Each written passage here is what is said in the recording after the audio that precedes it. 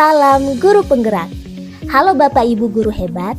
Pada tahap ruang kolaborasi ini, kami dari kelompok 3 yang terdiri dari Bapak Alexander sebagai notulen, Ibu Ivo Fajrin Hartini sebagai presenter, dan Ibu Natalia Sinangi sebagai moderator. Ditemani juga bersama Ibu fasilitator kita Ibu Yuliawati dan Bapak pengajar praktik kita Bapak Hadi Wiratno. Pada modul 2.1 ini, kami akan memaparkan tentang memenuhi kebutuhan belajar murid melalui pembelajaran berdiferensiasi. Adapun skenario yang kami pilih yaitu pada pembelajaran jenjang SMK di situasi nomor 5 tentang pembelajaran Pak Ceta. Pak Ceta adalah seorang guru mata pelajaran teknologi perkantoran di sebuah SMK. Tujuan pembelajaran Pak Ceta yaitu murid-murid dapat memahami ruang lingkup transaksi online dengan cermat dan kritis. Adapun ruang lingkup transaksi online ini terdiri dari materi, pengertian transaksi online, manfaat transaksi online, dan jenis-jenis transaksi online. Sehubungan dengan pandemi saat ini, pembelajaran pun terpaksa harus dilakukan secara daring. Pak Ceta memutuskan untuk membuat sesi melalui Google Meet dan juga dilanjutkan dengan sesi WhatsApp grup kelas. Ia membuat skenario pembelajaran sebagai berikut. Pak Ceta akan membuat sesi daring melalui Google Meet dengan murid-muridnya di satu kelas. Setelah melakukan pembukaan dengan berdoa dan bertanya tentang perasaan murid, Pak Ceta lalu menjelaskan tujuan pembelajaran apa yang ingin dicapai pada sesi pembelajaran tersebut. Pada proses pembelajaran kali ini, Pak Ceta menggunakan discovery learning, di mana nantinya murid-murid akan menggali informasi sebanyak-banyaknya secara mandiri, lalu dilanjutkan dengan sesi penguatan dan menarik benang merah dari informasi yang diperoleh secara bersama-sama. Berikut adalah sintak dari discovery learning.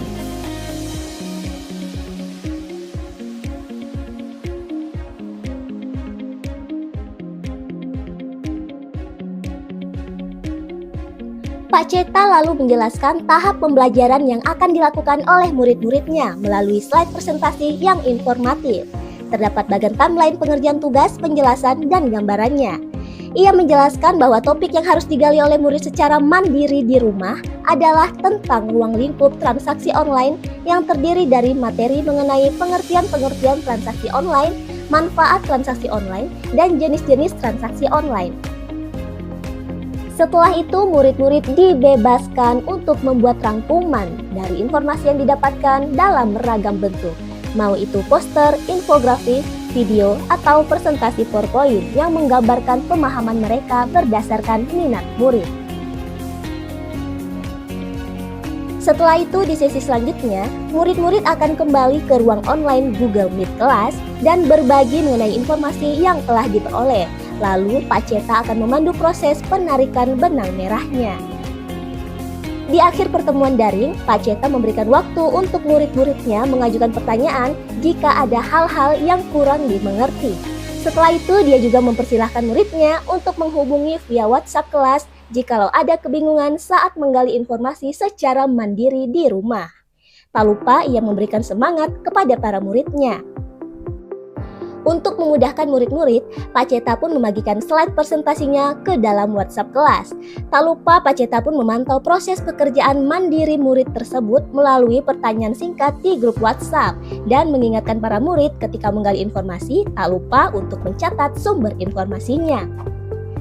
Saat proses memantau ini, Pak Ceta juga melakukan asesmen informal.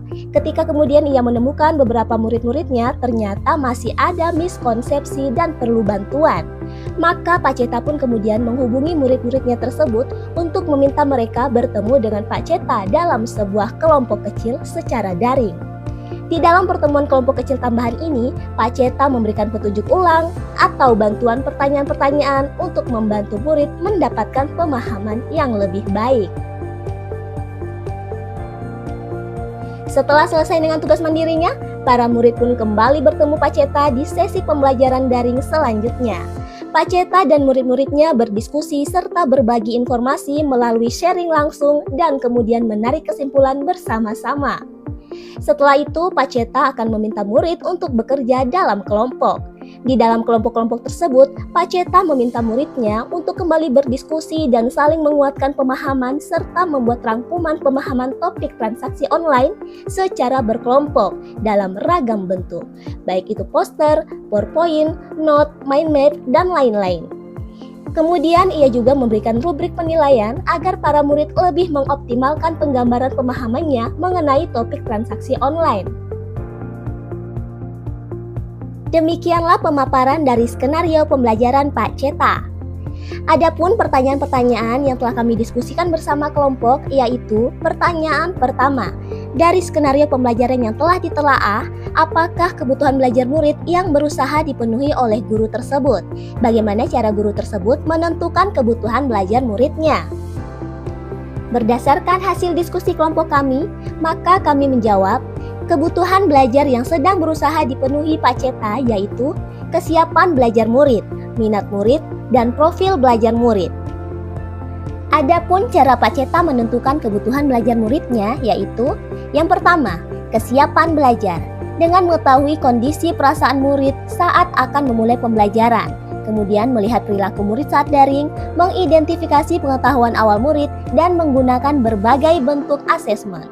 Kedua, minat murid dengan memberikan kebebasan kepada murid untuk menghasilkan produk presentasi, baik itu poster, infografis, presentasi PowerPoint, video, dan lain-lain. Yang ketiga, profil belajar murid dengan memberikan kebebasan dalam menggali informasi secara mandiri di rumah dengan gaya, cara, strategi belajar masing-masing murid yang berbeda-beda. Pertanyaan kedua, strategi pembelajaran berdiferensiasi apa yang digunakan?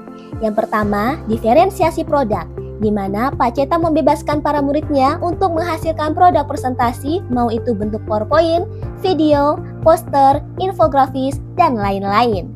Yang kedua, diferensiasi proses, di mana Pak Ceta telah menerapkan model pembelajaran discovery learning. Yang pertama, pemberian rangsangan atau stimulus.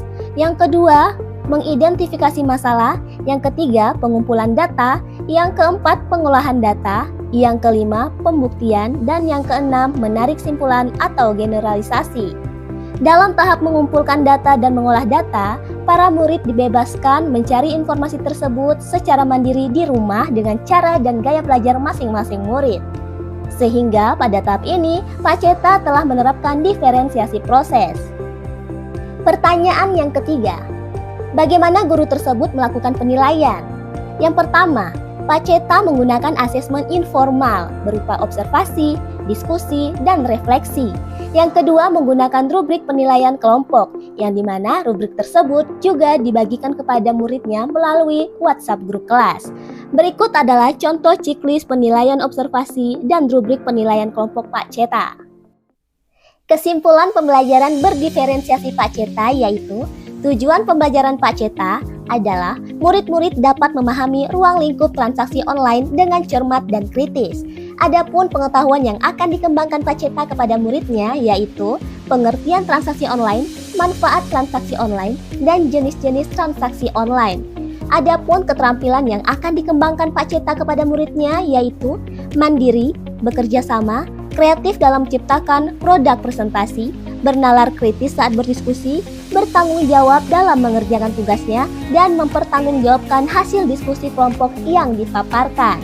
Adapun cara Pak Ceta mempertimbangkan kebutuhan belajar muridnya yaitu, yang pertama, pada pembelajaran tersebut, Pak Ceta mengukur kesiapan belajar murid melalui asesmen informal dengan bertanya tentang perasaan murid ketika akan memulai pembelajaran di ruang lingkup transaksi online.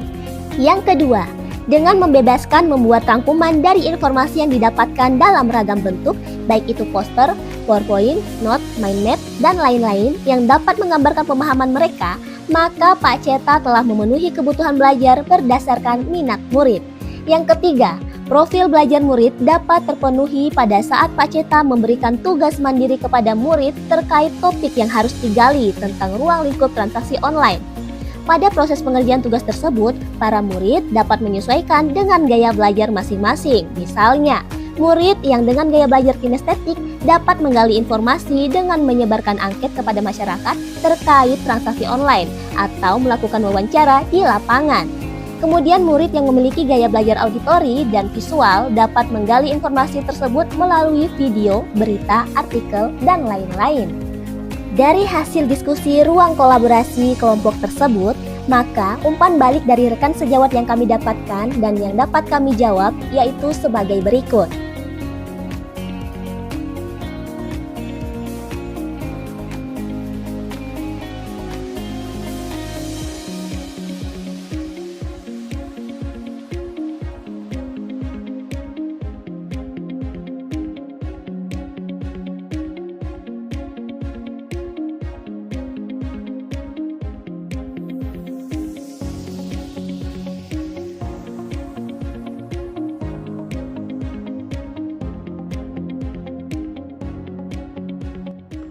Salam guru penggerak.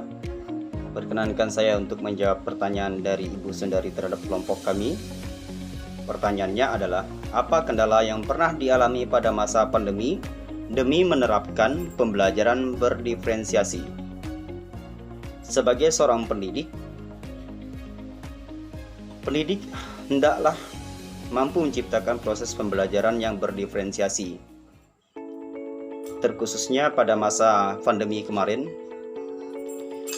secara keseluruhan pembelajaran mengalami banyak kendala, terutama pada akses internet dan media yang digunakan oleh peserta didik. Tugas pendidik ketika mengalami masa pandemi kemarin, selain membuat pembelajaran yang kreatif dan inovatif, kita juga sebagai pendidik apabila murid mengalami kesusahan dalam mempelajari serta mendalami materi yang kita ajarkan, maka guru atau peserta didik harus berkolaborasi dengan memperhatikan protokol kesehatan. Apabila kita sudah menggunakan protokol kesehatan, maka kita bisa melakukan home visit kepada siswa-siswa yang mengalami kesulitan dalam menjawab pertanyaan ataupun mengerjakan pekerjaan ataupun belajar suatu tujuan dari pembelajaran tersebut. Maka timbulkanlah sebagai pendidik motivasi intrinsik yang harus ada dalam diri kita. Salam guru penggerak. Strategi pembelajaran berdiferensiasi ada 4. Yang pertama konten atau isi, yang kedua proses, yang ketiga produk, yang keempat lingkungan belajar. Guru dapat memilih beberapa strategi pembelajaran tersebut atau dapat menggunakan semua strategi pembelajaran tersebut untuk diterapkan di dalam kelas. Tergantung topik pembelajaran, kebutuhan, kemampuan, fasilitas, dan lain-lain. Banyak hal yang mempengaruhi untuk mempertimbangkan menggunakan strategi mana yang akan diterapkan di dalam kelas masing-masing. Penilaian informal yaitu penilaian atau pengukuran standar yang seringkali disesuaikan dengan siswa. Penilaian ini dapat diberikan secara fleksibel sepanjang menurut ajaran untuk memberikan gambaran singkat tentang kemampuan siswa di bidang tertentu. Nah, misalnya contohnya dari penilaian informal ini yaitu bisa memberikan penilaian langsung atas jawaban dari pertanyaan yang diajukan kepada siswa. Demikian pemaparan dari hasil kelompok kami. Terima kasih. Salam guru penggerak.